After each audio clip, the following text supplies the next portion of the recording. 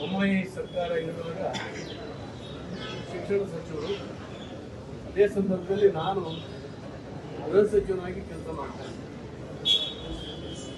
ಆ ಸಂದರ್ಭದಲ್ಲಿ ಫ್ರಾಡ್ ಸರ್ಟಿಫಿಕೇಟ್ನ ಕೆಲಸಕ್ಕೆ ಜಾಯಿನ್ ಆಗಿ ಬಹಳ ವರ್ಷದಿಂದ ಕೆಲಸ ಮಾಡ್ತಾ ಇರ್ತಕ್ಕಂಥದ್ದು ಒಂದು ಜನ ಹಿಡಿದಾಕಿದ್ರು. ನನ್ನ ಹತ್ರ ಯಾವಾಗಲೂ ಕೂಡ ನಾವಿಬ್ಬರು ಒಟ್ಟಿಗೆ ಮಾತಾಡ್ಕೊಂಡು ಆ ಎರಡೂ ಇಲಾಖೆಗಳನ್ನು ಚೆನ್ನಾಗಿ ಮಾಡಬೇಕು, ಚೆನ್ನಾಗಿ ನಿರ್ವಹಿಸಬೇಕು ಅನ್ನೋಂಥ ಭಾಳ ಕಾಳಜಿಯಿಂದ ಕೆಲಸ ಮಾಡ್ತಾ ಇದ್ದೀವಿ.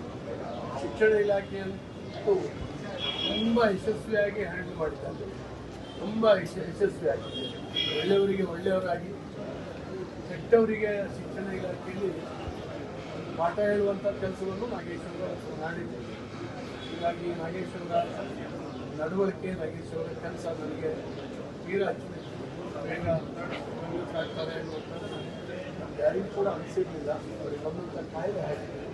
ಆ ಕುಟುಂಬಕ್ಕೆ ಸಾಂತ್ವನವನ್ನು ಗಂಡೋಸಿ ಹೇಳ್ತಾ ಇದ್ದೇನೆ.